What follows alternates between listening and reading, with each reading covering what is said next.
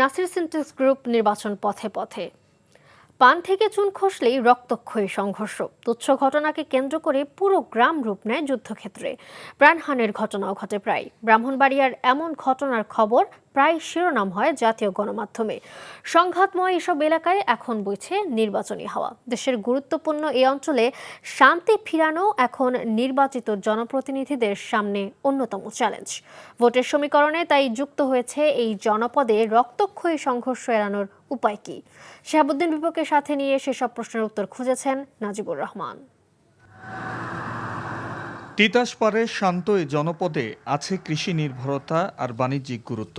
সীমান্তবর্তী এলাকা হওয়ায় এই অঞ্চল ঘিরে তৈরি হয়েছে আমদানি রপ্তানির বিশাল রুট। সহজ সরল এ প্রকৃতি দেখে বোঝার উপায় নেই, শত শত মানুষ দেশীয় অস্ত্রে একে অন্যের প্রতি হামলা চালায় প্রায়শই। মাইকে ঘোষণা দিয়ে দুই গোষ্ঠীর এমন তুমুল রক্তক্ষয়ী লড়াই এ অঞ্চলের মানুষের নিয়মিত অনুষঙ্গ।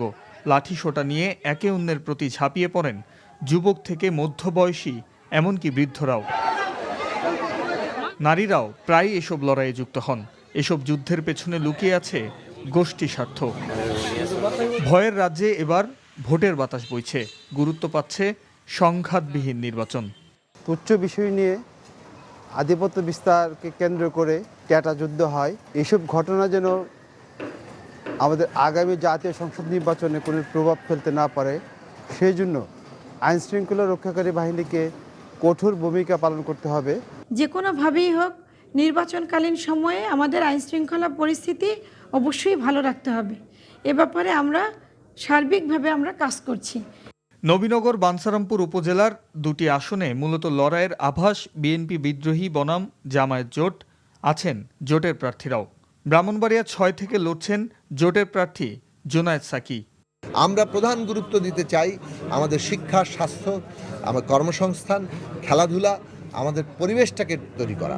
আমি তো এটা চ্যালেঞ্জ মনে করি না।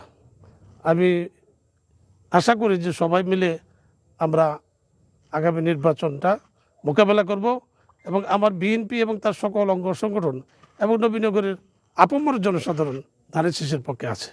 জোটের প্রার্থীদের আসন ছাড়লেও বিদ্রোহীদের ঠেকাতে পারেনি বিএনপি। ব্রাহ্মণবাড়িয়া ৫ ও ৬ দুই আসনেই ভোটের সমীকরণ পাল্টে দেওয়ার চেষ্টায় বিএনপির বিদ্রোহীরা। দলের সিদ্ধান্ত নেবে। আমরা দিন শেষে কখনো দলকে ছাড়ি নাই। দল যদি আমাদেরকে ছেড়ে দেন, আমাদের ঠিকানা দিন শেষে জনাব তারেক রহমান। 2001-এ বাঞ্ছারামপুরকে আমি একটা নিরাপদ আশ্রয় করে গড়ে তুলছিলাম। ওখানে সন্ত্রাস বলতে কিছু ছিল না, মামলা হামলা ছিল না। আমরা একটা সুন্দর একটা শান্তি নিয়ে করে দিচ্ছি।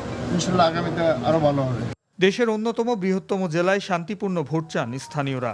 দীর্ঘ ১৭ বছর পর ভোটের সুযোগ কাজে লাগাতে চান তারা। Najibur Rahman, NTV news, Brahmanbaria.